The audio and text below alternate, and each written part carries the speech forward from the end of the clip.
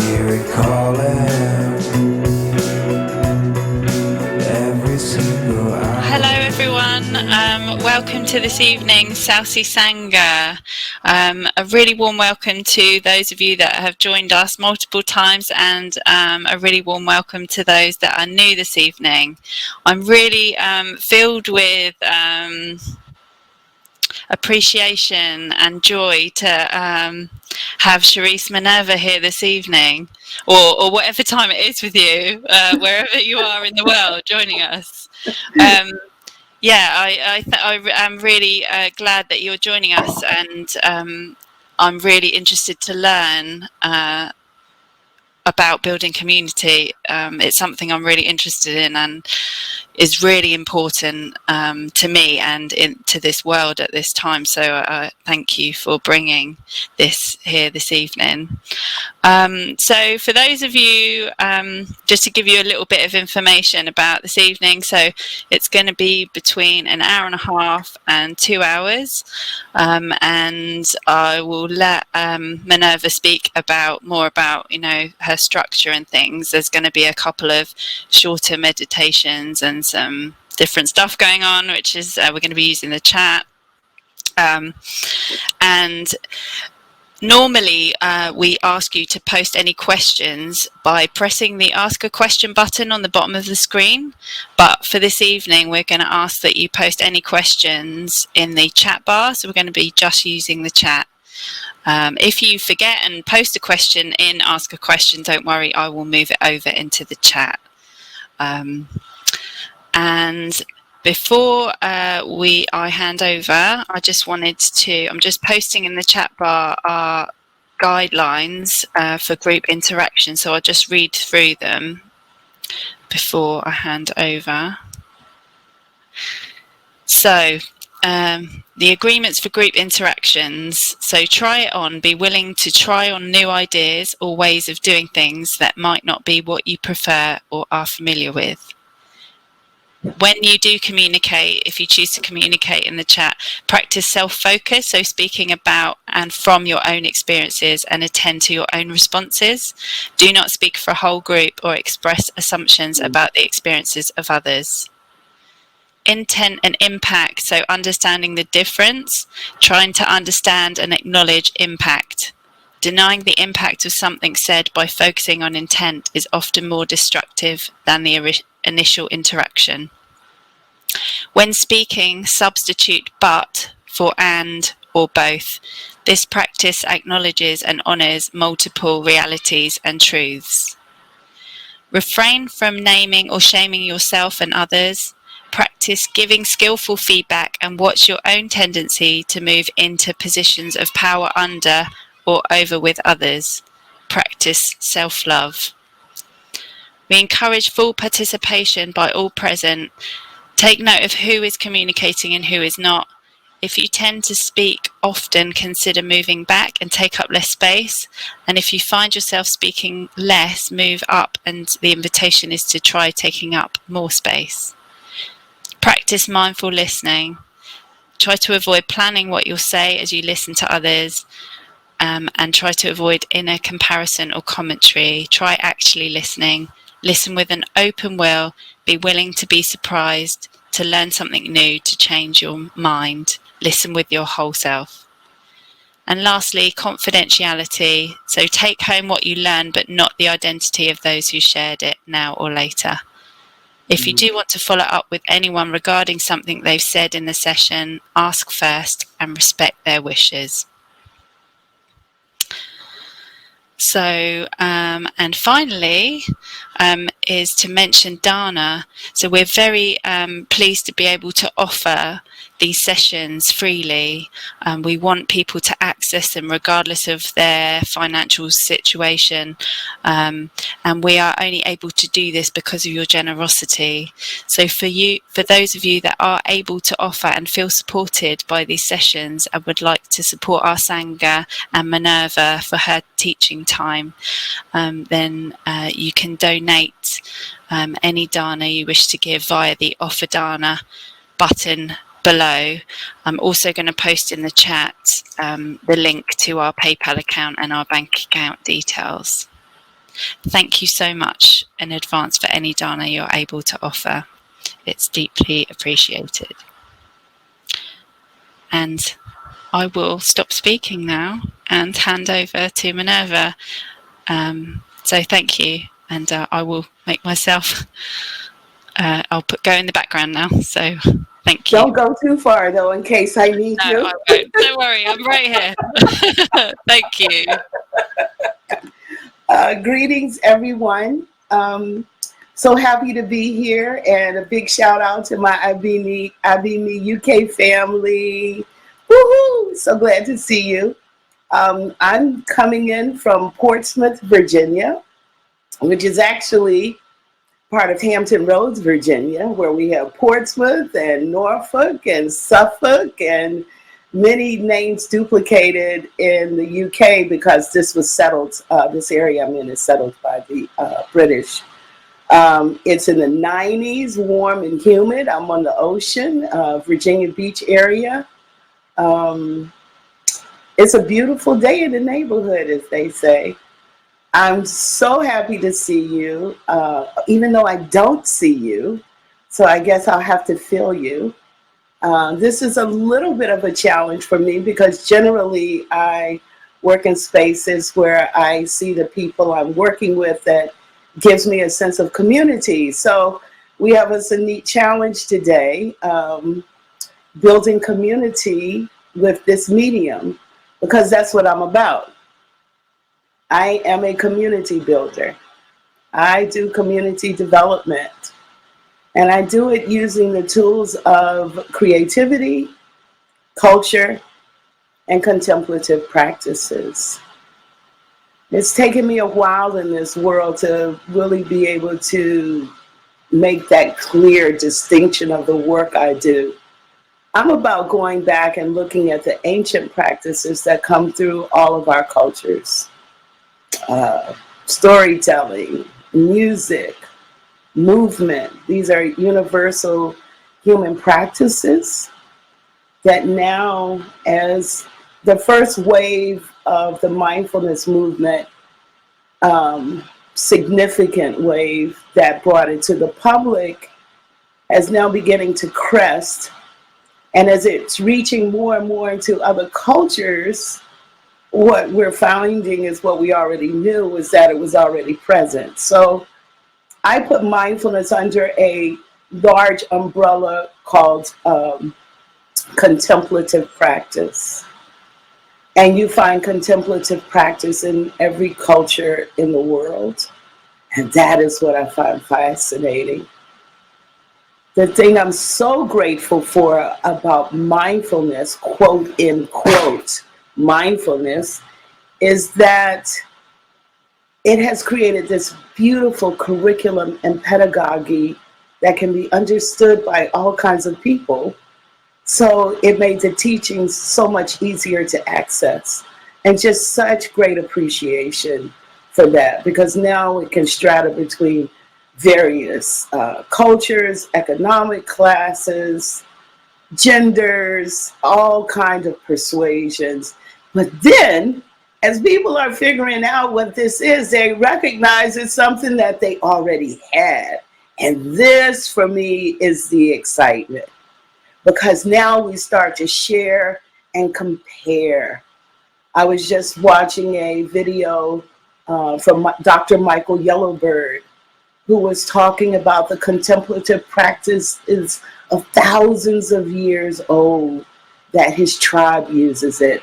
And because of the mindfulness language, he's able to communicate what's done in his tribe in a language that the rest of us can understand. So that is just such a blessing. Yeah, I'll call that a blessing. So a lot of work I do, I work in all kinds of mediums: sports teams, artists, counselors, business offices, classrooms, detention centers, and I do a whole lot of work in the community. And when you do work in the community, you can't just use the traditional mindfulness language. You really have to find a way to connect with the people that are there and make it relevant to their environment. So some of the practices I want us to engage in today as we investigate and explore this idea of the intersection of mindfulness and community building. Some may say they feel basic or simplistic, but if you are one seeking to really deepen your practice, what is that joy of the simple practice that I can really delve into and explore and once again find the richness of the beginner's mind? And if you are a seasoned practitioner, today I invite you to bring the beginner's mind to this session and let's see what we can explore. So I'd like to start off with a simple sit. And I'd like to ask us to, if you have any way that you can crack a window, or perhaps you're already outside, so that you can hear some of the sounds that are going on, and not only in the space you're in, but the outside space. So that what I want to do is connect us to the reality of the here and now. So let's come into once you've opened your window or door, become acclimated to the sounds and the levels and layers that are happening around us. I invite us to sit in a relaxed but upright position, closing the eyes if possible. If that is not good for you and it makes you uncomfortable, please feel free to cast your eyes down. I'm just trying to get a sense of awareness without being distracted by your eyes. Let your ears actually become your eyes for this, maybe about 15 or 20 minutes. We'll do this. Sitting, letting the weight fall into the chair or floor or bed or bench or ground, whatever your body is resting on. And let's begin with 3 nice deep breaths, inhaling and exhaling.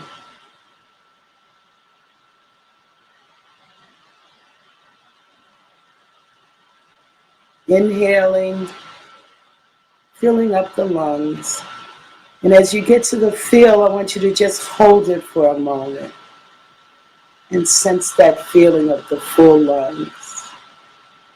And then gradually let it go till it flattens like a balloon that's deflated.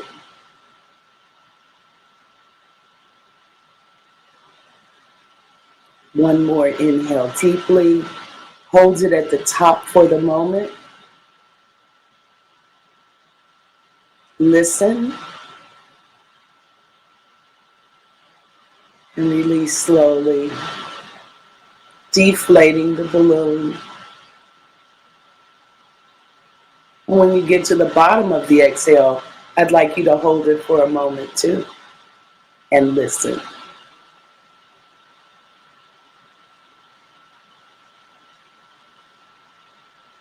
Then returning to our normal breathing.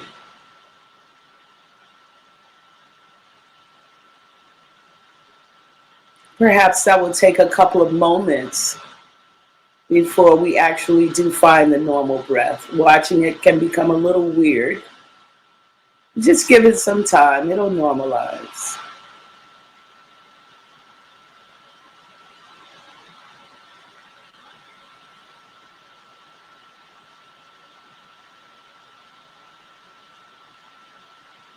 Letting the body settle. Each exhale, shedding tension, shedding stress. If you shed your stress by focusing on your feet or your legs or the palms of your hands, that's fine. You don't have to stay in the lung area. This doesn't work for everyone, and it's fine if it doesn't work for you. Go to that part of that body where you find refuge. Sometimes for me, that's my feet, because my feet touch the earth. I consider my feet touching the earth, whether I'm on the second floor, outside on the ground, or on the 100th floor of the building. I still consider my feet touching the earth. And that connection for me brings me a steadiness.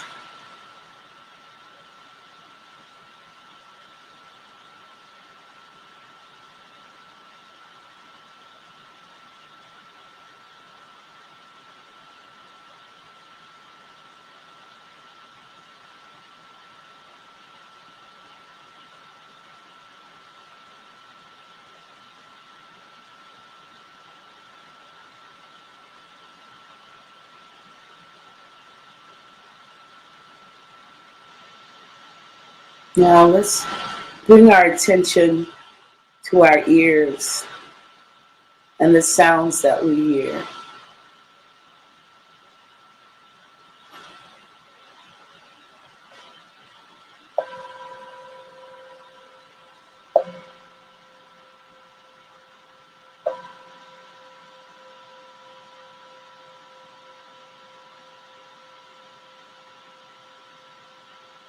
When I start paying attention with my ears, what's the first, most predominant sound that comes to me? Is it a fan blowing? Is it something from the computer?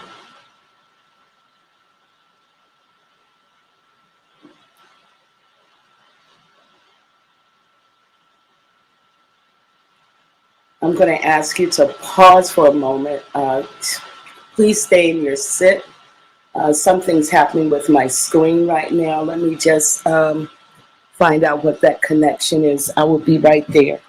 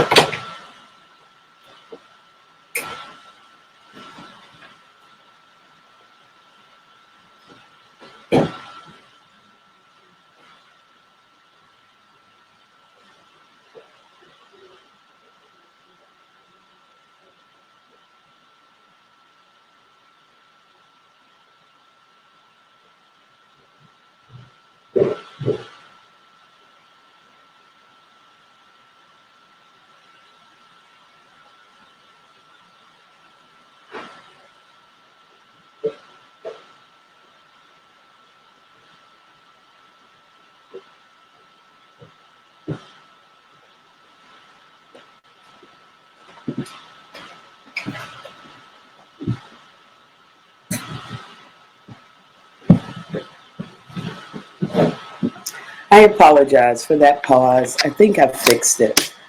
Let me just double check.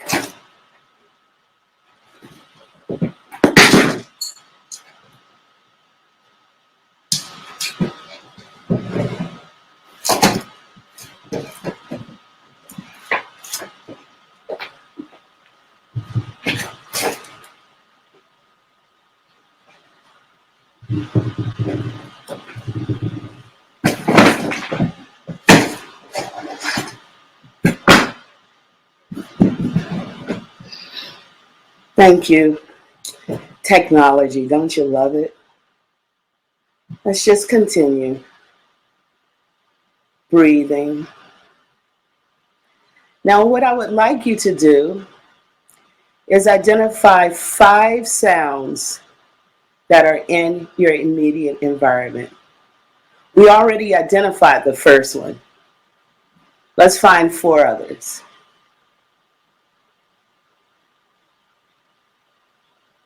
What comes to you first? What comes to you second? What comes third?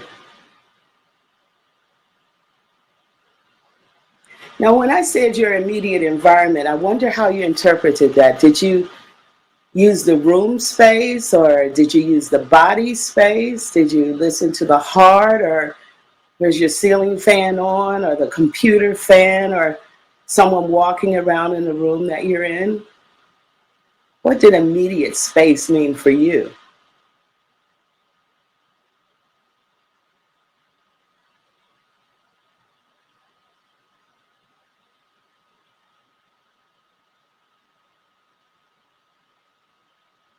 Next, I'd like you to venture outside into the space outside of the room and find 5 sounds.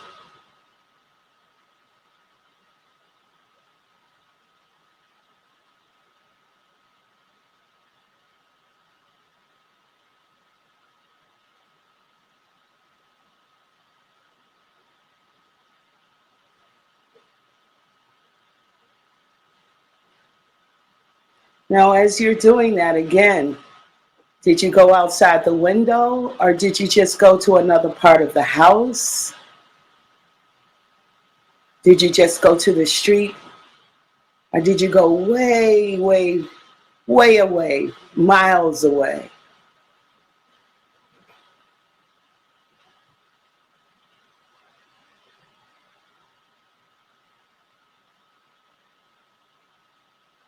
What is the soundscape of my environment? How subtle a sound am I able to identify when I go searching, when I'm investigative and curious and wondering of the things around me? Possibly I can find a sound in my room that I had never even heard before.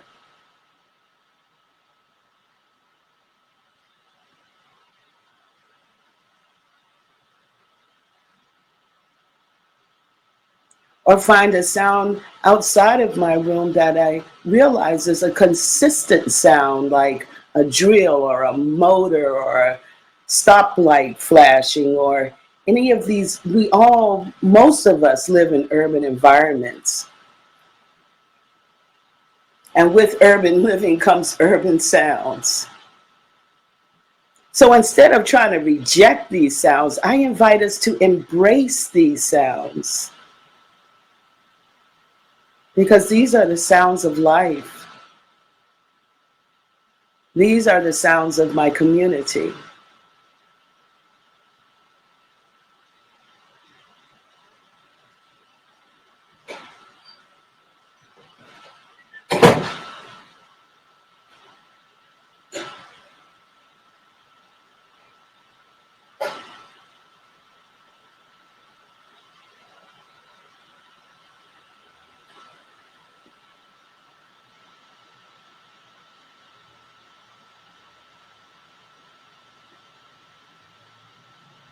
Continuing with that breath, letting it nourish the body.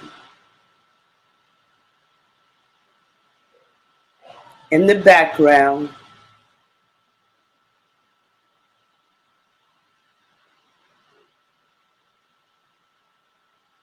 in the foreground, ever present.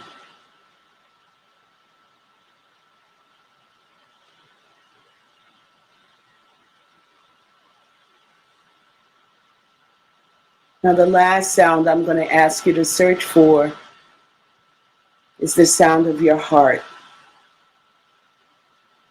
The first drum that beats and beats. The first rhythm we heard was perhaps the sound of our mother's heart.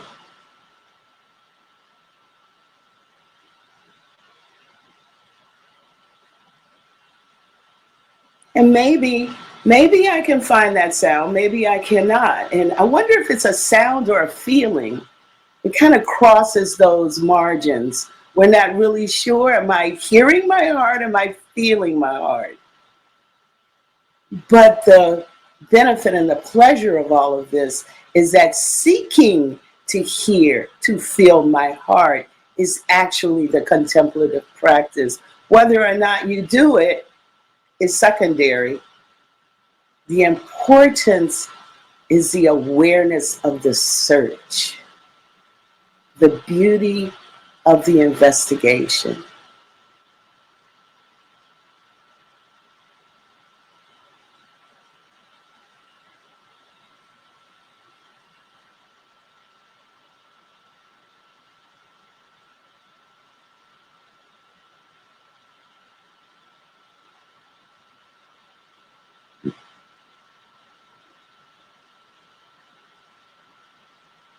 So for the last couple of minutes of this sit, I would like to play a piece from the last Apache shamanic meditation. And I want you to notice, is there any change in your meditation when you're using it with music as a base?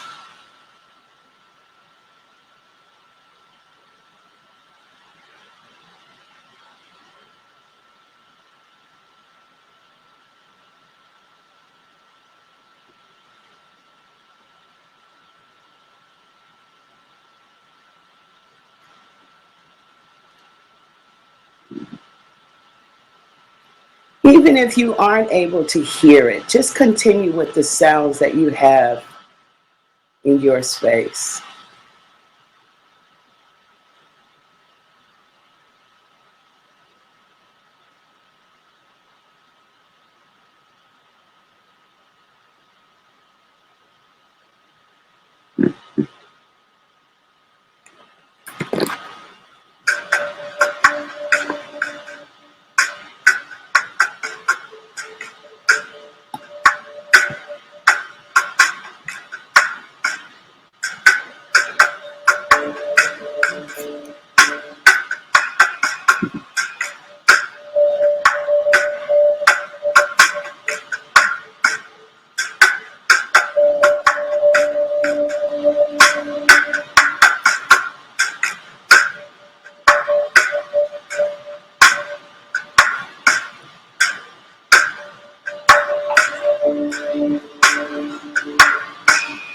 Soft,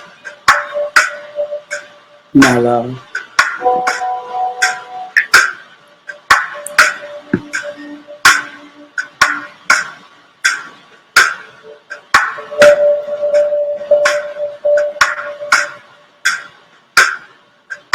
Now, I don't want you to change your breathing so you're trying to match the music. It's a backdrop.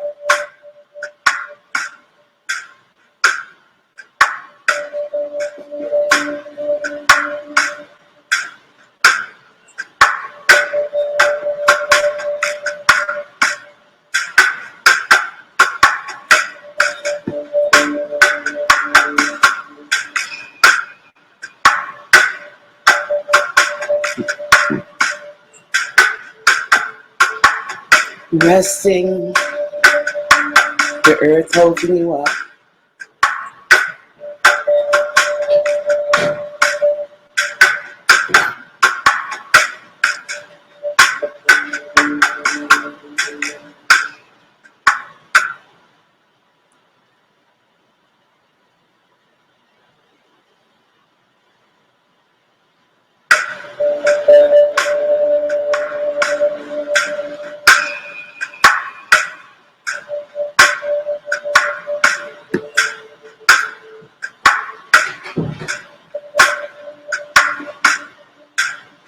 It's about 2 more minutes.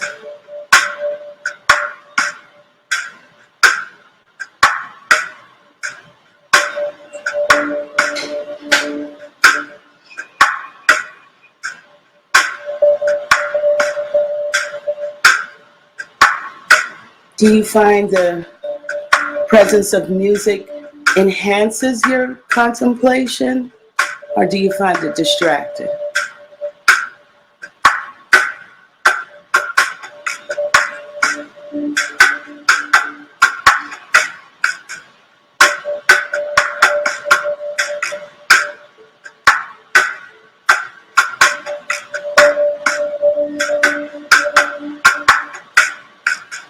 Check your breathing. Is it faster than when we started? Is it slower? Is it deeper? Is it more shallow? Is it the same?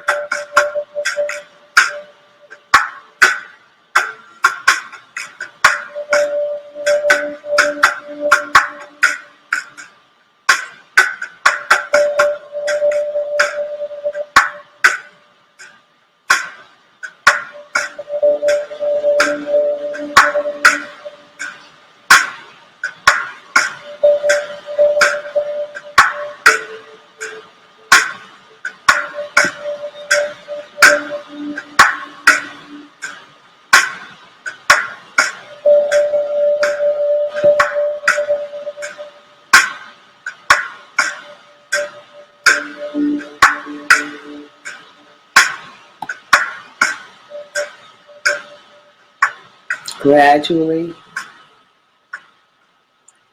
bringing us back to silence. And as we go back to silence again, what is the first sound that you hear?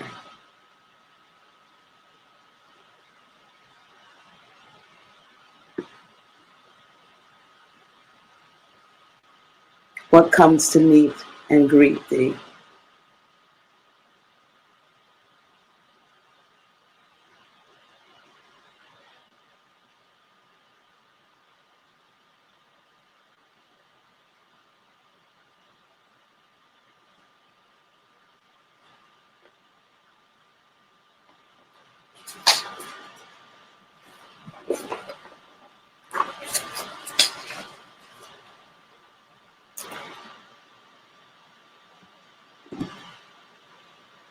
In about 10 more seconds, I'm going to ring my bell and gradually coming back into the three-dimensional space.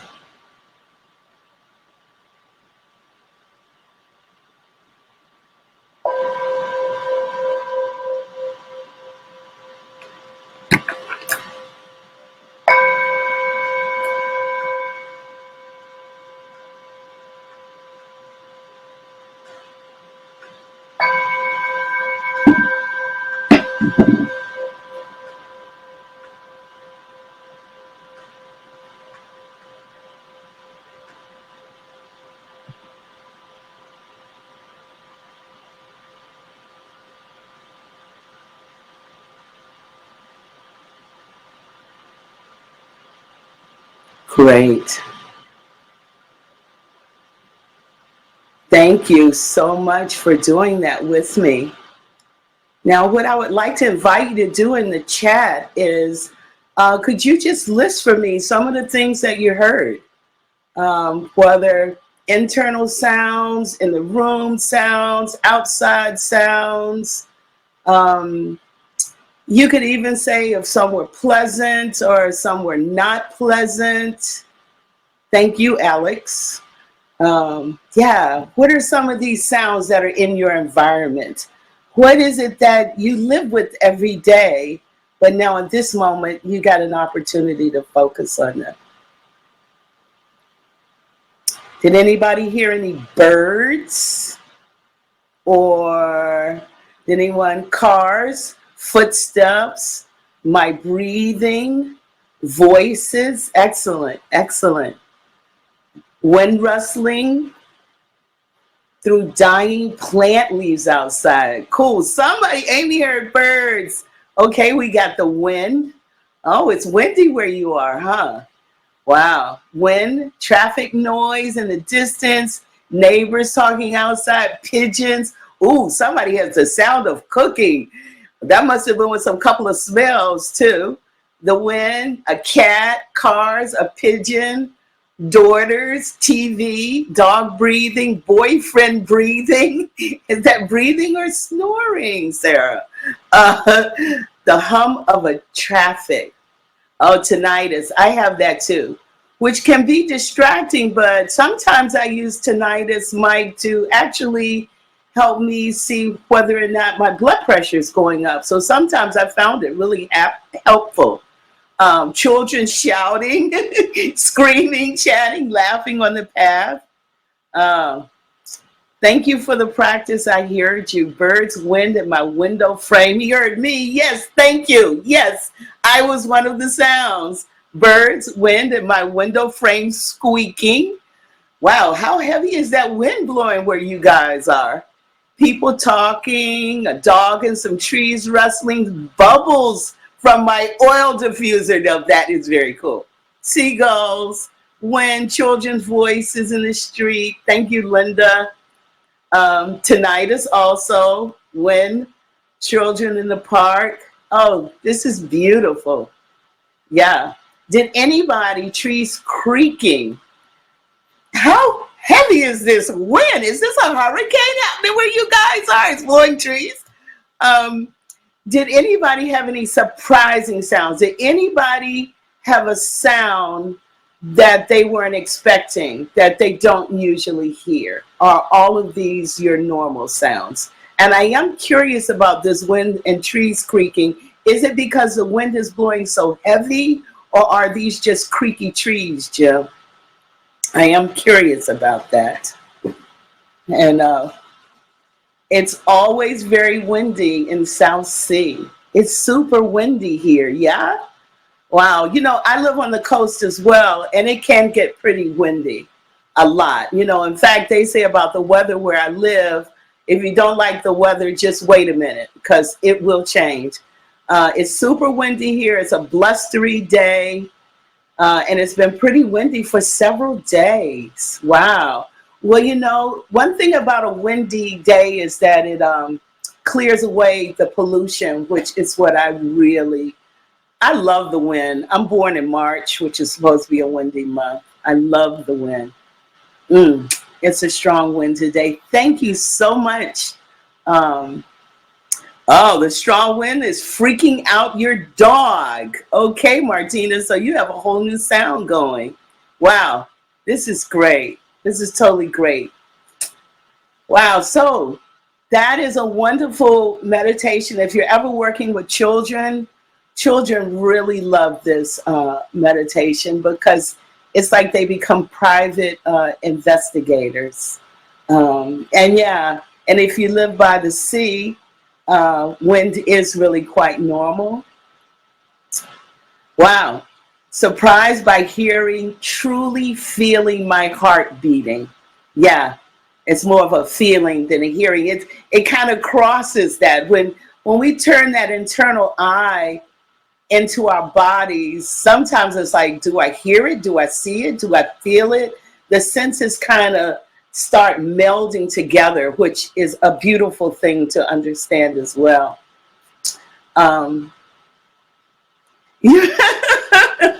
I felt my heartbeat and my tummy gurgle.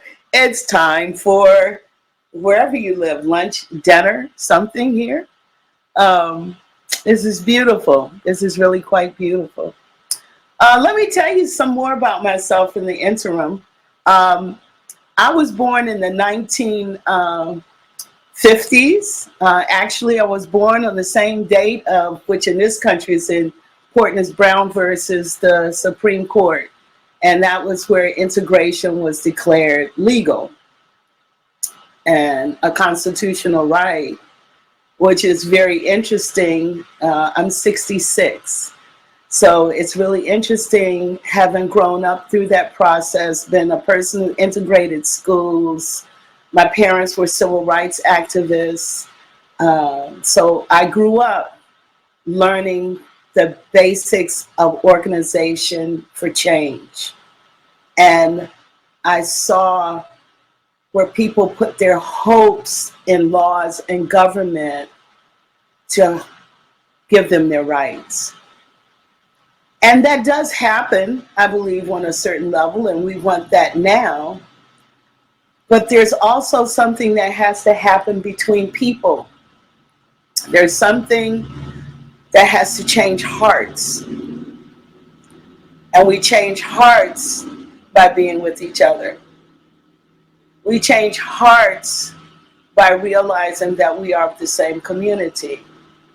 That we have distinct smaller communities inside this larger community, but that we are the community of humans, which are part of the community of nature, which is part of the community of Earth, or Gaia, which is part of the solar system, which is part of the galaxy, which is part of the universe, because we're all stardust.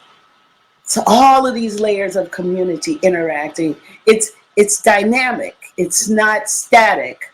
I loved that they put on the poster for this, the graphic, that community is a verb. It is constantly in flux. It is constantly changing. And one person in any community can change that entire community by their action. One person in any community can change that community by their actions. So imagine that. the power that each of us individually wield. And I believe the contemplative practices, mindfulness, meditation, the various ways we label this action, is crucial in the building of community. So my parents were civil rights workers, and of course, you know, the mission of my generation was to prove that as Black people, we were as smart as everyone else, and we could maneuver through the world as good as anyone else, as well as anyone else.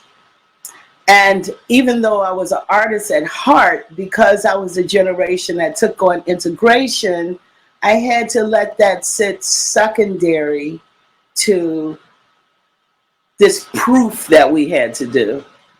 So because I was smart, I went into the sciences and got a medical degree and worked in that for several years, and believe that healing nature has always stayed with me. That has been part of who I am. But what I realized was that working in hospitals and that mechanism didn't really work for me. So once, even after I got my degree, I went back into the artist realm, and as a choreographer and a dancer, and did a lot of years in that work. But then later on, something got combined in there, the science and the healing and the art. And it was like, why do people dance? What is the function of dance? What is the function of art in any society, in any community? Not just this entertainment thing that these big businesses give a few people a whole bunch of money and they're all over the place. I'm not talking about that. I'm talking about art that is on the ground art. How is art used in communities? As I continued to study that, in fact, that was my master's degree, was that work, and looking at the function of dance and art in a community. And it's such a crucial role, because that's where a community passes on its information.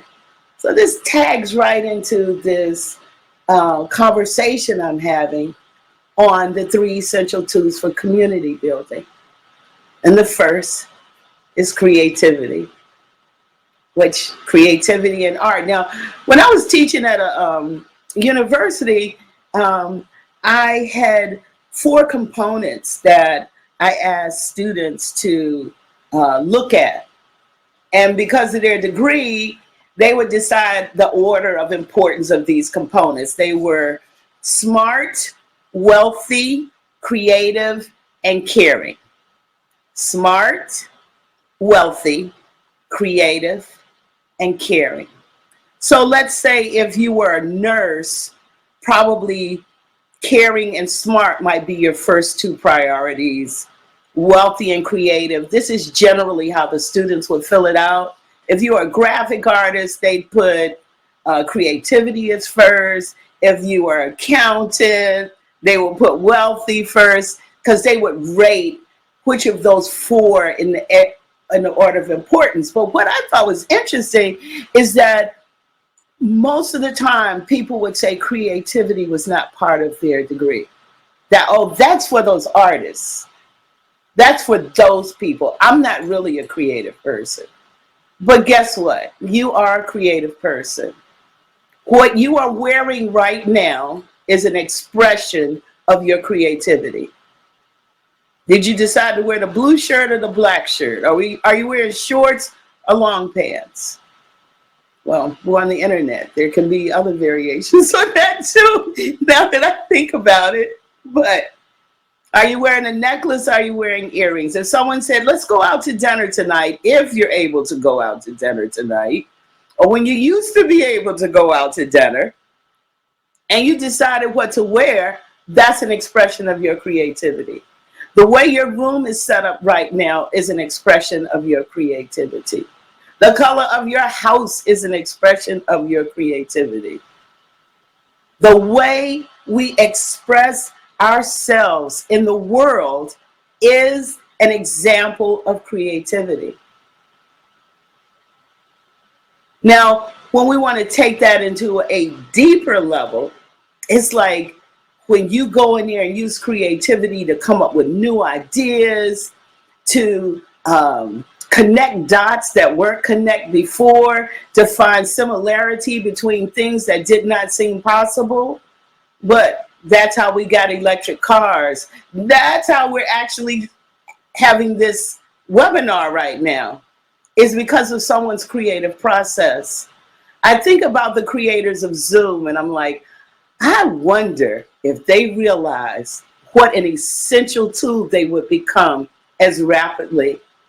We also have this company here called Carvana. I don't know if you have it in Europe and other places where you can order your car online. And when that first came out, everybody made such a mockery of it. But now I'm noticing more and more versions of it popping up because this person creatively figured out a way to take care of a niche. And now that niche may become the new standard. Then people won't call it creative anymore, but it is creative. And when we're practicing mindfulness, that to me is when we really are tapping into creativity, because we are becoming aware and watching an awareness of what we believe. We're seeing gaps and we're allowing creative thought to arise. We are allowing creative thought to arise. So what does that do?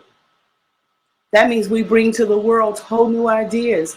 We bring to our community, whether that's our family, whether that's just me and my partner, whole new ideas of, honey, what if we decided to eat at 2:00 instead of 6?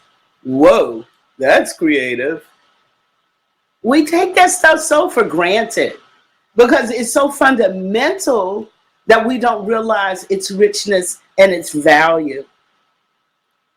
So when you take that individual creativity and the way I express myself, and then we put that collectively, so let's say all of us here on this call, in a sense, are a community.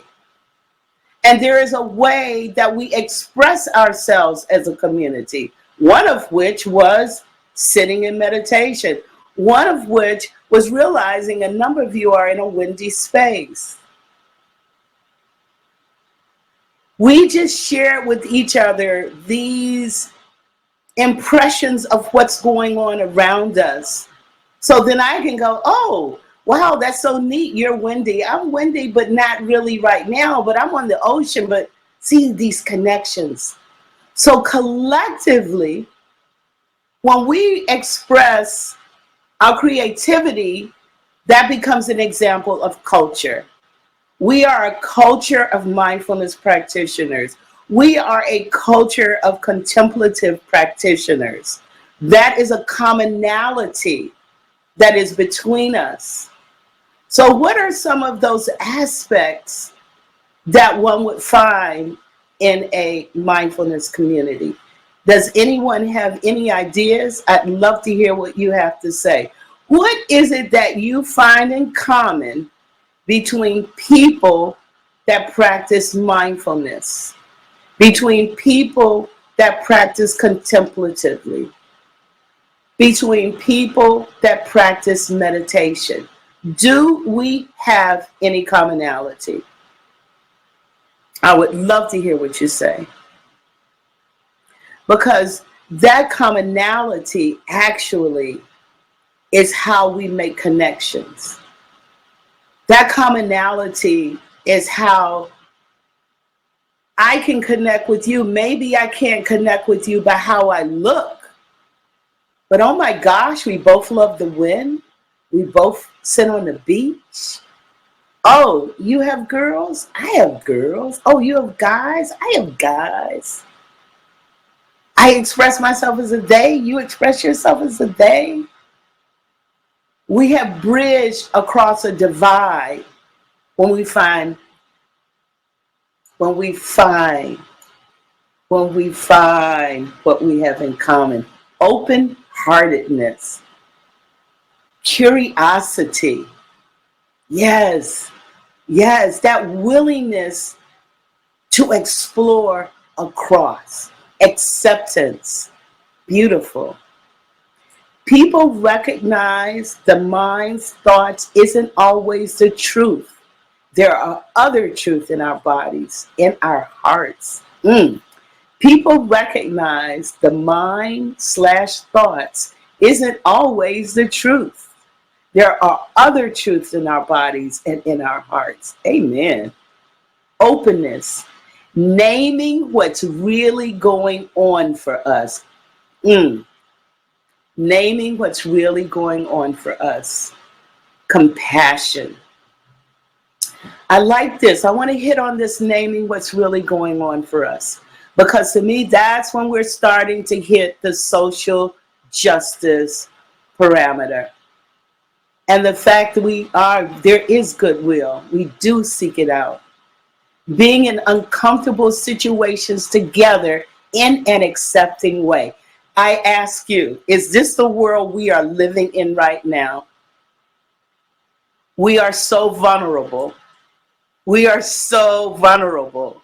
And we are willing to admit as a broad community that all of us right now are vulnerable. A willingness to be uncomfortable in the service of what's important. A different way of being, living together. Yes. Oh my gosh. I'm like tingling. I'm tingling from these responses. Yeah. Yeah. Because we got into this COVID and we slowed down and we started watching. We started our initial phase of uncomfortability. Then we passed through that. And then we started settling in, and for some of us, not completely, but there was some normalization. And then the universe hit us with some really undesirable things. Before we even went into COVID, we were dealing with the climate change confrontation. Went through COVID, settling down, and then we moved into this atrocity that happens. And finally, for some reason, this time, out of all the times, this time people heard it. They heard it, they saw it, and the community of humans recognized that could be me. We are the same. They may look different, they may this, the. But in the end, we are community. And I don't want my community to look like this. I'm going to do something. I don't want my community to look like this. I'm going to do something. But I realized that this uncomfortability has been here for a long time. And for us to wade through this, for me to wade through this, I'm going to have to really sit with this. I'm going to have to be uncomfortable. I'm going to have to be open. I'm going to have to be vulnerable. I'm going to have to be curious. I'm going to have to be curious about the other person. And even more so, I got to be curious about me. So I can figure out, where did I get these ideas from? How did we all come to this place? And what do I need to do to change that? So right there, all of these attributes that we're talking about in this mindfulness community, they're transfers into social justice. And then it becomes a culture of social justice. Yeah, a culture. And what is this culture? Language, cuisine, social habits, music, art. Look what happened to art and music and all of these things popping up on YouTube in the last 3 months as people have gone through all these variations of how to do things. Some of it's comical, some of it angry, some of it political, some of it nonsensical, some of it completely outrageously out of their minds. But all of it is an expression of us. It is each one of those told us something about who I am as I relate to my community's expression of itself. Now I could turn it off and just, oh, that's not me. But still, whatever came through for a person to say that means it touches something. For a person to even say that, it means it touches something. So there's a mindful awareness to bring into play. What is that itch? What is that scratch? What is that burn? What is that love? What is that fear? What is that terror? What is that hope? What is that blessing? What is that appreciation? What is that gratitude? And to sit with that with goodwill and sinking and name what's going on. Accept it. Be curious about it. Open to it and its pain, it and its joy, because it's all a part of being alive, like the Rumi poem, like invite what comes into your door, invite it in, because it's an expression of living. And we actually get to live through this as we honor those who have had to pass for us to live through this. And it is my prayer that those lives were not given in vain, all of them, all around the globe. It is for a purpose, and it is our purpose to make sure their lives are honored. All of them. All of them. So, getting back to these three tools, creativity, culture, and contemplation. Culture can really show itself in a lot of different ways. I was in the UK, I guess that was last summer. Yeah, I was last summer with the IB Me UK crew. And it was time for me to go back home. And I had been there a couple of weeks, 2-3 weeks, and we had done a retreat, teen retreat, because IB Me UK does absolutely amazing teen retreats. One of the few organizations there that run them. And so, you've been meditating for a week. You're pretty open. Your awareness is way up there. And so I'm walking into the airport and I'm walking down the ramp and I see these two young men in front of me. I would say late teens, early 20s. Well, thank you, Lorna. It was so happy to have you. I'm so glad that you've been here, and thank you for being here. Take care. So I'm walking down the runway, right? And these guys are walking in front of me. And I went, oh yeah, I'm going home. You know how I knew I was going home? By the way these guys walked. They were walking American. That sounds so funny. But you may have noticed this. Americans tend to have a different walk. There's a way that we walk that I noticed that in these young men were actually Black. So they had a way to walk. Plus there's a particular way their pants were hanging too. I won't go into that. But in any case, so I was like, wow, I recognize my own culture without even thinking of it. I can remember being in Jamaica. Me and my sister were in downtown Kingston at Halfway Tree, actually. And we're sitting there and we're watching people walk. And we're commenting that Black people in Jamaica walk different from Black Americans. And that we felt like looking at them, there was a much more upright, dignified approach to the way they walked versus the way we walked. And so we're sitting there having a long conversation about I wonder why we walk like that. Why don't we walk more like that? And so we question ourselves. Did it have to do with slavery and Jim Crow? Did it have to do with the way we perceived ourselves in the world? But you know, ever since that time, I have been more conscious of the way I walk in the world. Because I realized what I picked up from that community was something I'd like to embody. And that community didn't even know they were giving me that information. So sometimes information you're transmitting is not verbal. It's not verbal at all. It's not verbal at all. It can just be because you are with the person, with the people in relation. We know we do loving gratitude meditation. We know we send gratitude out all over the world. So if we can do that and it reaches out, why wouldn't other aspects of our energy and what we are reach out? So we can impact environments just by being present and introducing our will into that community.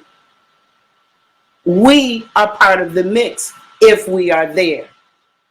Just as I am with you and some are in the UK and other parts of Europe and the United States and other places, but yet we are all influencing each other right at this moment. I find that profound, especially on this media of the internet. I always question, could we do that on the internet? But it seems like we are. So this idea of community isn't just a physical representation. This idea of community is not just physical and geographical. Community is a psychological reference. Community is a psychological reference.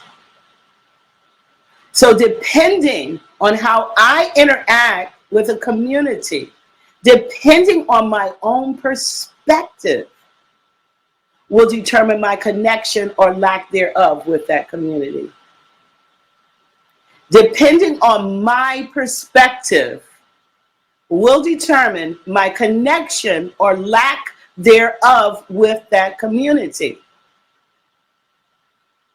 And how deeply am I willing to go in my contemplative practice to find my relation with that other human being, regardless of how my mind wants to deal with it. That may mean at this moment, I have to say, I cannot deal with you right now. I am aware that I am just not in that space. I do not have the capacity, yet I don't want to give up on this. I just cannot deal with this right now. Because I still need to find that connection that we have with each other. There's all these things we don't connect on, but somewhere there's one. If we can sit in quiet with each other, we may find it faster. If not, if we can sit with quietness of ourselves, we will find it. And even if you don't want to do it, I'm going to sit in it. Because there's a world that I want for tomorrow that I want to build. And it's not going to happen if all we continue to do is fight. We have to tear down these old structures, but we have to build something in their place. And let me let you know, I am fine with tearing down these old structures. They did not serve me. They did not serve me, my parents, my grandparents, and many generations before. However, I got buy-in to the present and the future. And since I got buy-in, I'm finding this community that we have. I'm creating this community that we have. I'm going to find a connection with you, whether it's we like the same food, whether we like the same music, whether you teach me your music, I teach you my music. We share songs, we share stories, because we are, again, the human community. part of the nature community, part of the earth, the solar system, the galaxy, the universe says. And we, as the mindfulness practitioners, we as the contemplative practitioners, it's like we got the information. So we can't like take this information and just hold it for our own individual edification. Like, out of all the people on the globe, how many people are aware that they have this? So you're going to squander it? Are you going to take this blessing that you have and do something with it? So how are the things that we could do? What is it, like now, just think about COVID-19. COVID-19, as far as I know, is the first time the whole planet has been completely united around something in real time and communicating about it. Whether we like what's going on in certain countries or not, we're still all in the same boat. And it's like all of us realize it, that we're all in the same boat. And then what struck my heart with such joy was when the George Floyd atrocity, that people all over the world picked up that banner and they said, no, we're going to march for this too. The whole world. That blew my mind. If my parents were alive, and I said, if they saw these pictures, because my parents were hardcore civil rights activists. I mean, hardcore. If they saw these pictures of all these white people standing holding signs that say Black Lives Matter, their head tops would have come off. They just would have come off. I don't even know that they could comprehend that this work that they did 50, 60, 70 years ago is a work that allows us to do the work that we do today. And the work that you and I do today allows for what will happen in 60, 70, 100, 500 years. This is the turning point. This is the time to discover our community. This is the time to build community. I am not saying that we are trying to make this one community where everybody totally looks alike, like when you take all the paints and you mix them up and they become that weird brown. No, I'm not saying that. Because a garden is beautiful because of its diversity. I celebrate diversity. That's why I love going in communities and I love finding out their practice. I come in to share my practice, but I come in with a curiosity of, what is your practice? How do you express contemplative practices?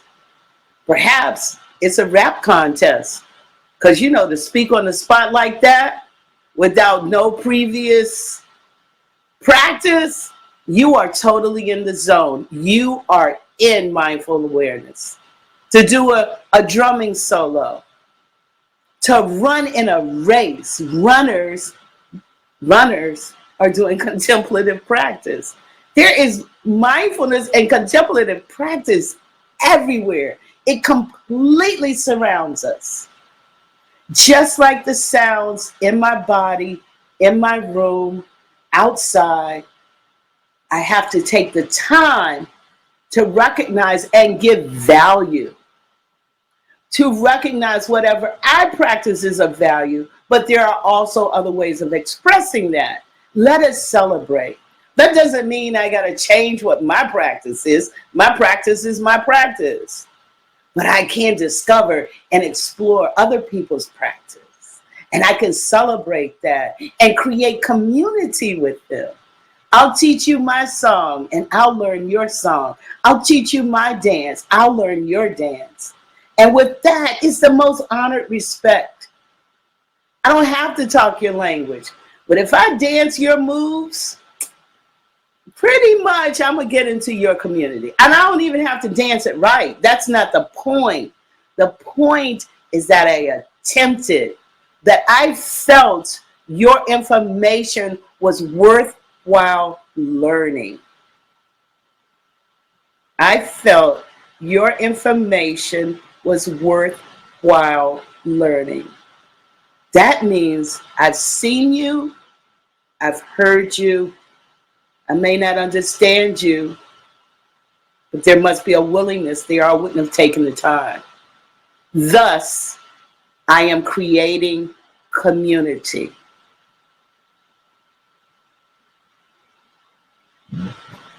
And I think that kind of may wind up. Oh yeah, I'm going to give you this list of things that when I go into a group, this is what, no matter, I don't care if this group looks exactly like me or not, because if I assume, and all of us should be aware of this, if I go into a group and I assume that that group that looks like me is exactly like me, I'm in for trouble. Because there's nobody exactly like me but me. I think even if you're a twin, you're not even exactly like you. But you're pretty close. So when I go in, especially when I'm going into a community to teach contemplative practices, this is the list of things I look for. I need to be aware of the identities of the people in the group. That may mean I do some research before, so that I find out information on this group I'm dealing with, just so I'm not going in there completely blindsided. So it's really nice sometimes if I can get an elder in the group, because then they have a lot of information, and a young person. And just tell me about, oh, well, what's this community like? What do y'all like? What are your favorites? What really makes y'all not disconnect? What makes you connect? I love this. Linda says, I feel a connection with you because we are the same age. We have lived through the same times with very different experiences, but we have come together in the same place this evening. That's right, Linda. Thank you. You've been inspirational. Right. Exactly what I'm saying. So being aware of the identities present to make sure that I engage all members. That's why I like having the gallery view, so I can see who I'm engaging and who I'm talking to and who I'm losing and what I need to do to take care of that. What are my cultural intersections? Like, where does my culture intersect with your culture? We've already determined this whole list we made of mindfulness practitioners. We connect in all those places. We connect in age. We connect in life experience.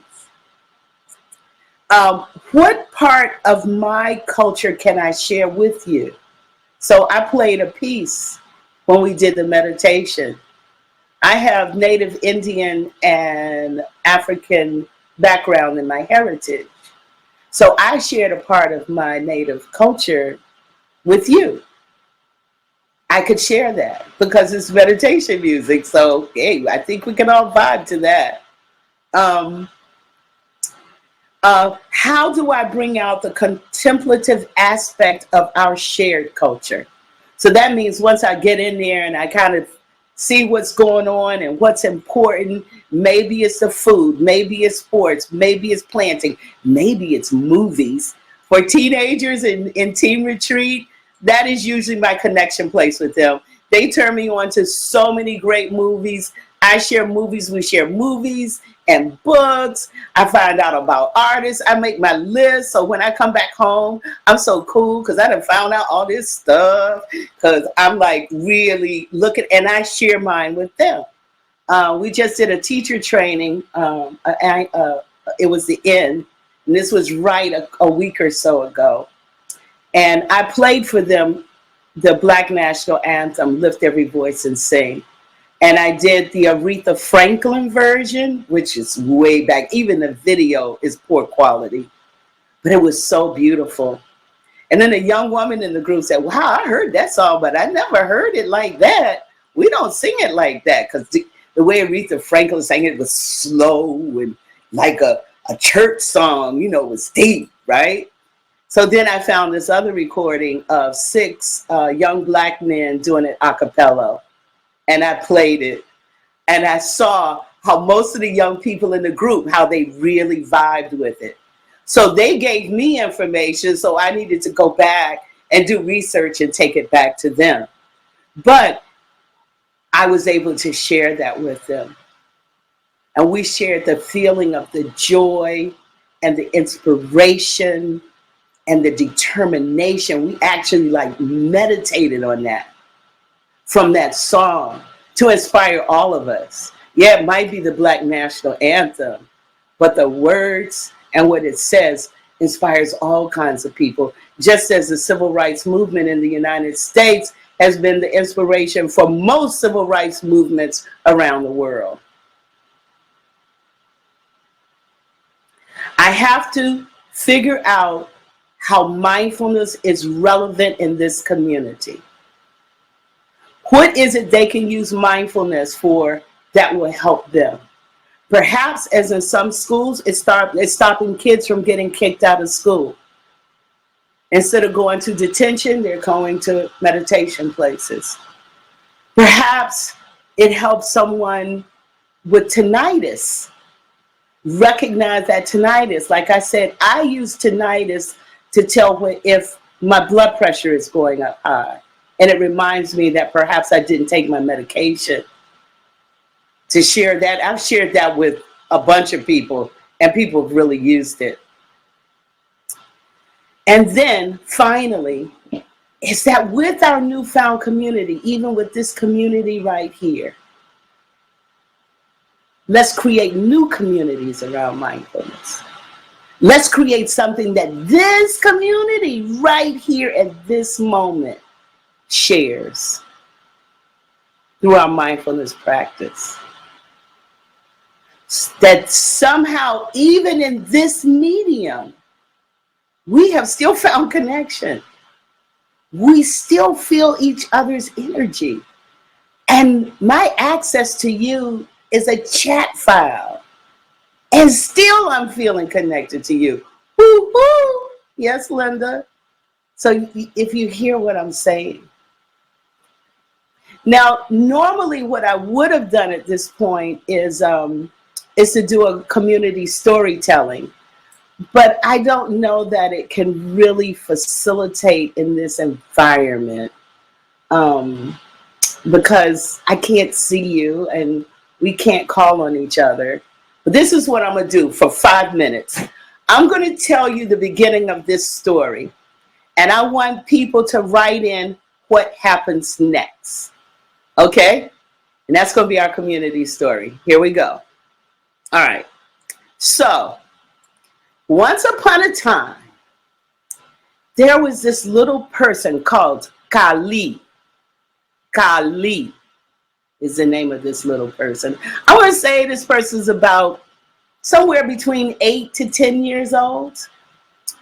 And Kali comes across an elder in the village town. And the elder is blind, an old blind woman. Hair totally white. And Kali goes to the blind woman and says, "Grandmother, times are so hard right now. The earth is failing. People show such they wouldn't say animosity. People are showing such hate to each other. But at the same time, I see people fighting for the world. I see people showing great love. Grandmother, it seems like we can go either way. I am but a child. How do I have hope?" So great-grandmother reaches into her bag and she pulls out something and it's in the palm of her hand. And she puts it in Kali's hand and says, "Kali, this is what will help you decide where the world goes. Now take this And I want you to, okay? I want you to write what happens next. Now, while you're doing this, I'm going to play a little bit of music. So that gives you a while. You may have to meditate on it to think about, what am I going to say?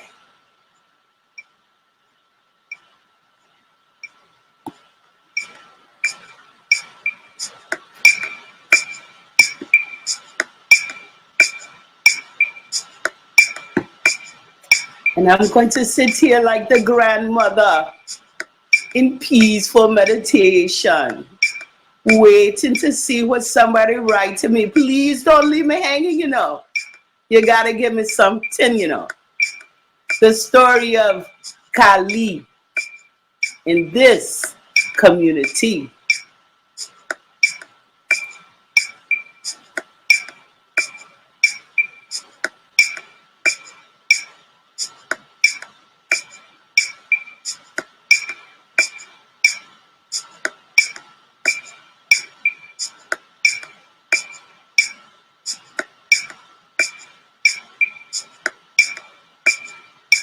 Just let what comes up out of your spirit.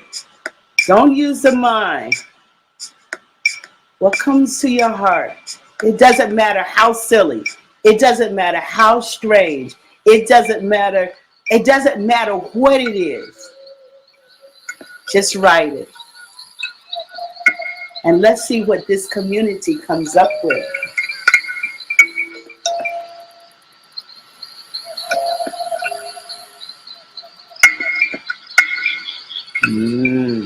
They're starting to come.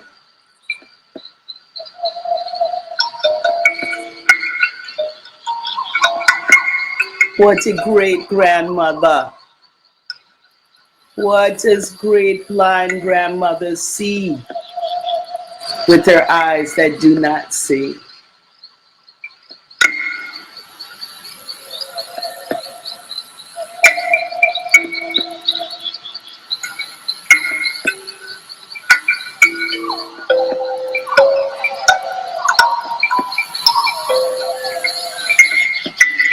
And once you have written yours, just using the music as a meditation.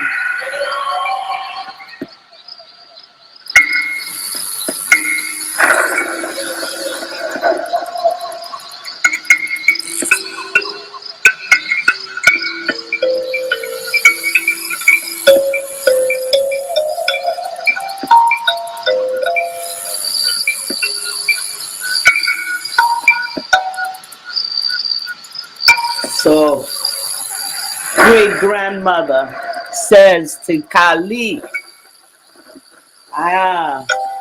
what has to be done is to share it with all. I want you to use it to flavor people's soup so they feel full and not hangry. I love that. Not hungry, not angry, not angry. And they have fuel to go and share stories and friendship. A pencil so she can write or draw the future she wants to see and share it with everyone.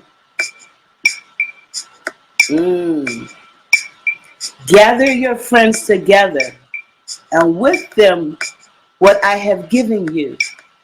Together you are strong and can achieve great things.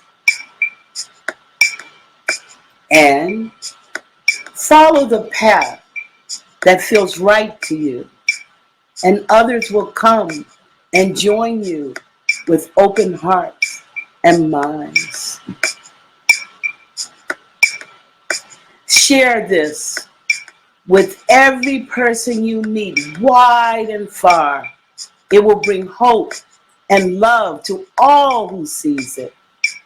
The love will spread and ripple out, bringing people together. Kali looks in his hand. It's a misty blue, translucent thing. Great-grandmother tells him it's sea glass, battered and shaped by the ocean. She tells him to listen to it and hear what it's learned on its travel through the storms. Floating through calm sea, moving between continents and being shaped by them. Kali looks at the object he receives and finds out that it is a mirror. Why a mirror?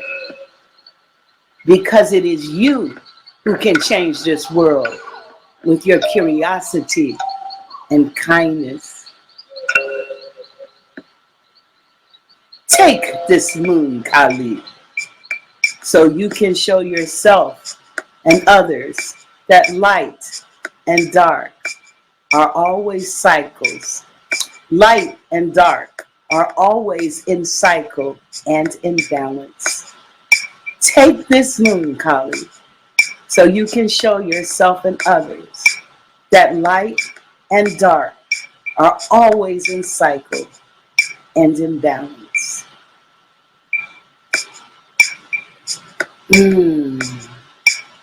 So beautiful. The messages Kali received from their ancestors, teaching the way to move forward. That life is shared and experienced in community. Kali was told over and over again that Kali was not alone, that Kali was with others, that Kali was to share, that Kali had power, that Kali could change and help others change through curiosity, kindness, awareness, and the fight that might take a long time through stormy seas, but it can be transformed. Kali, I want you to create a beautiful scent to spray on your journey, and it will seep into the hearts and souls of all you connect with, and they will be transformed. The air will carry it, the rain will transform it, and the sea will make vibrant and even more potent. It will reach where others cannot. So now, focusing on the rain that's transforming and spreading it. Closing our eyes, being in our beautiful community.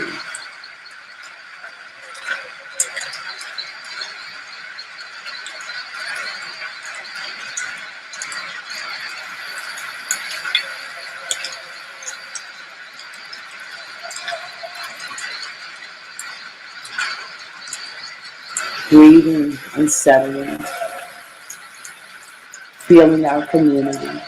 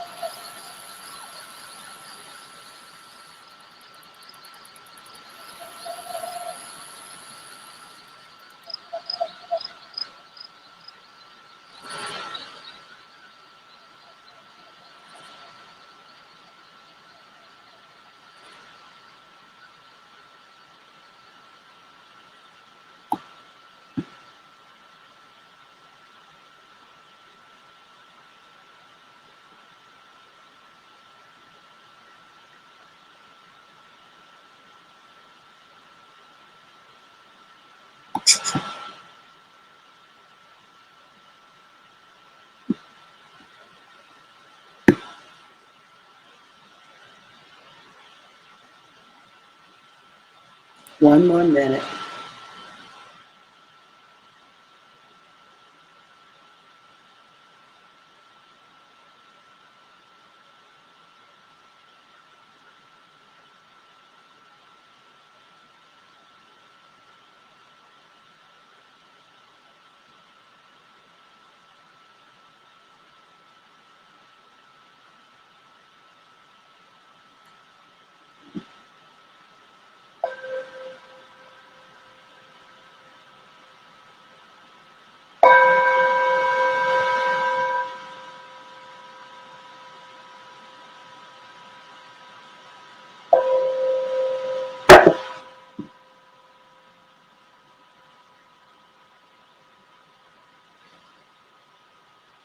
Nice, easy inhale. And as you exhale, opening our eyes and coming back into this 3-dimensional, 4-dimensional, 10-dimensional space.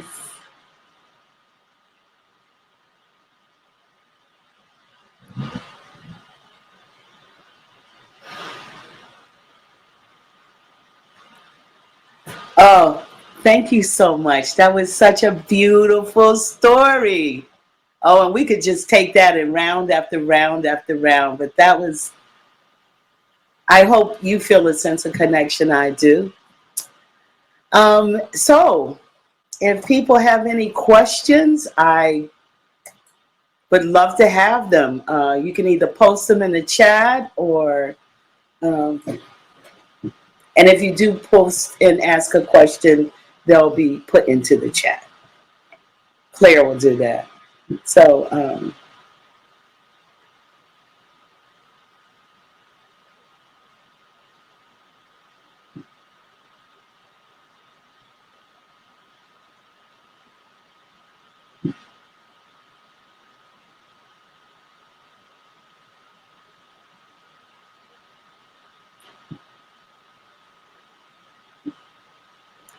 sometimes people are curious as to how you actually go through the physical implementation of these types of work.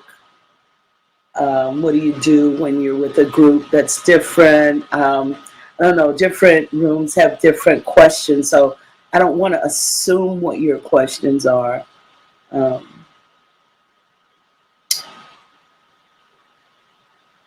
And if there aren't any, I'm going to sit for a couple more minutes to see if some come up.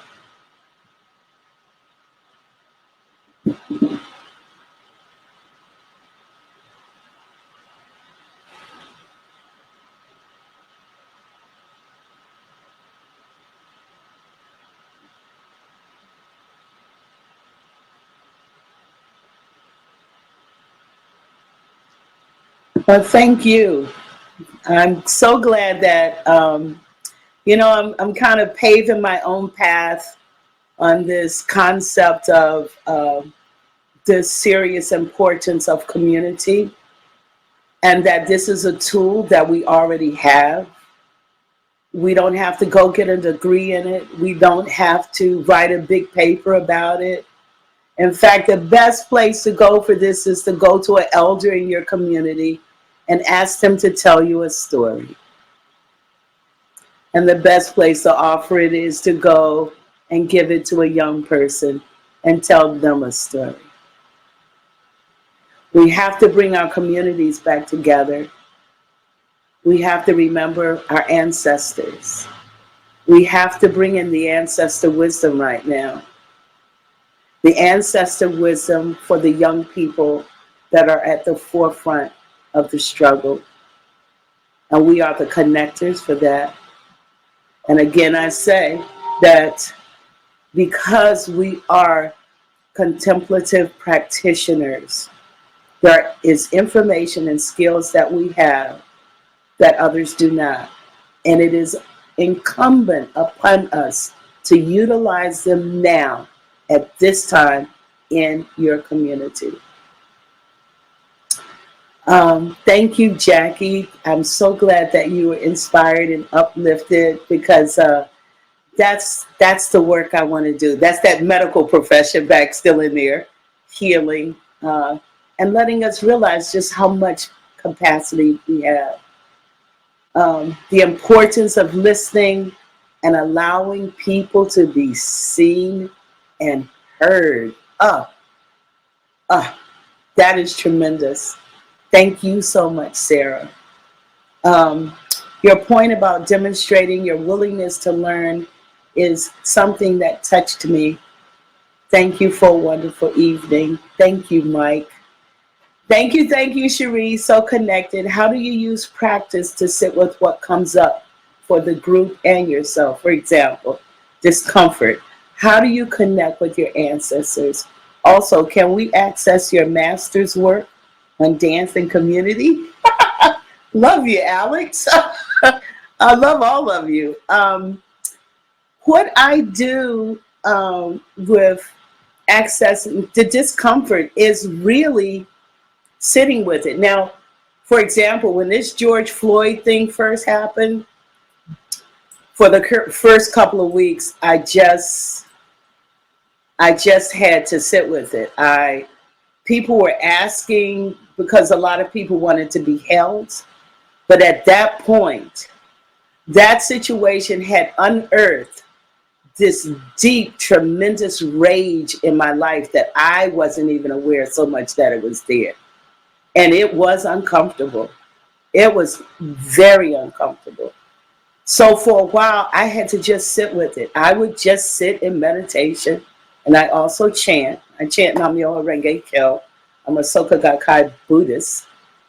And I just chanted about it, and I sat with it, and I saw what it felt like, and where my body is this going on, and what memories is this bringing up, and why am I irritated? What is it that I'm inspired to do? Who is it that I need to help? And I sat with that. And I realized that through that there are communities of diversity that I have the ability to go into and help to practice. But my own community of African Americans needs my help, especially as a mindfulness practitioner. So I have totally increased my work to go into my community. And that doesn't mean it's easy, because this is generally practices people in my community aren't aware that they hold. So they don't really look at me coming in there as some really great, wonderful thing. So I've had to find ways. But we have gotten a bunch of teens hooked up with IBME that I'd never had before. How do I connect with my ancestors? I go to the elders in my community and I ask them questions. Teach me, elder. Who's the oldest person in your family? Or it could be your spiritual community. It could be your gender community. It doesn't have to be your blood community. But when you go into the older people of your community, that's why communities need to keep their elders.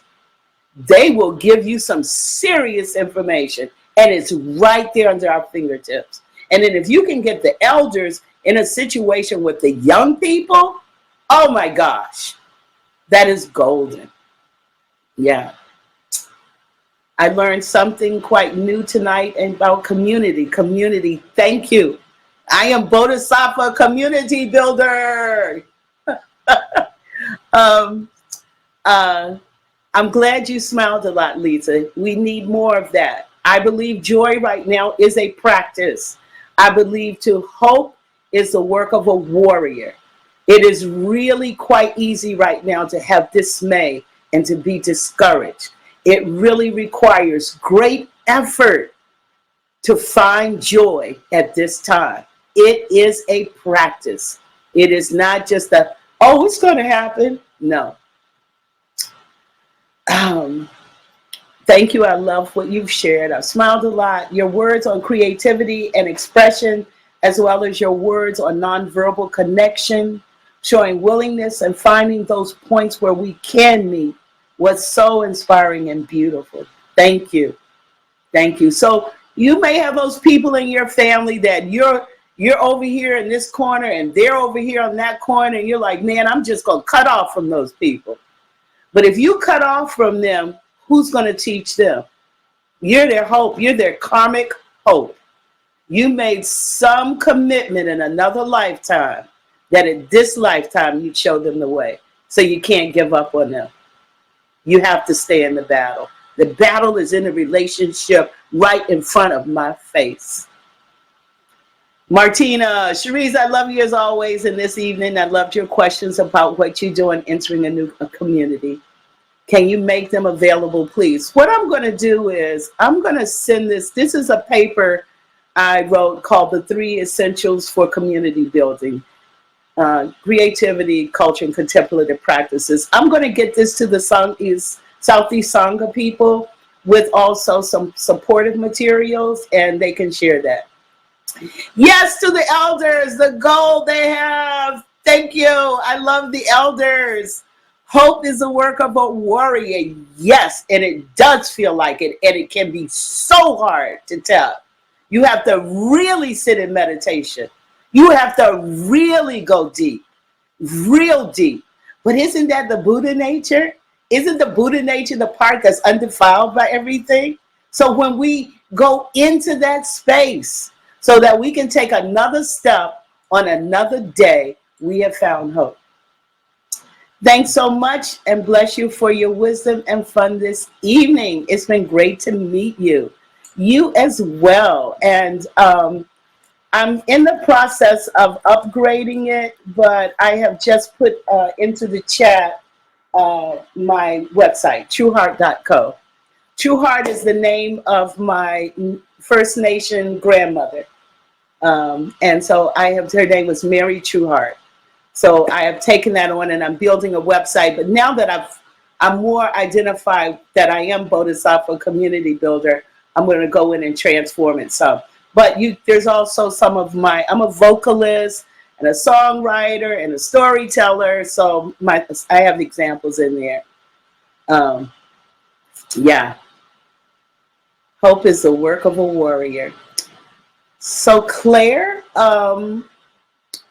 do you want to come back now? My hidden Claire. I have so loved being with you here today. Thank you so much. Oh, thank you so much. It's been amazing. Really uplifting, inspirational. Thank you so much for sharing your experiences and opening us up to there's so much wealth there. There's so much richness, and I feel very grateful to you for that. And yeah, it feels very well timed for me personally, because I am sort of taking action now in things that I never ever just wasn't on my radar, and now this is like, yes, this is, I'm filling myself with all of this good stuff to build community. So thank you, I deeply appreciate it. Oh, thank you. Thank you. I'm inspired. Yeah, thank you. And if it's okay with you, then we can post this online for people to watch who had to leave early, or if anyone couldn't make it. Definitely. Wonderful. And I will see how I can get that information to you if you want it. Okay. Yeah, I'll get that essay to you. Too sweet. Great. Yeah, if you email us, then we can send it out to people that have attended. So yeah, we will do that for you all. Thank you all for joining us this evening. And yeah, I wish we could see people's faces. No! I know. But I feel your heart. I feel your heart. Your heart. But, and had, like you say with the chat, I felt the real connections with people just from the chat. It is amazing, actually, this modern technology. Even though we don't have the ability to see faces, that connection is still possible. So, thank you. So yes, we'll be back next week, and I will post in the chat shortly links to the Dana again, if you're able to make any offerings to support Minerva and us, that would be wonderful. And and to where you can find out more information about other things that we're doing as well, Southsea Sangha. So love to you all. Have a beautiful evening. Yes, and you too. Bye. Thank you.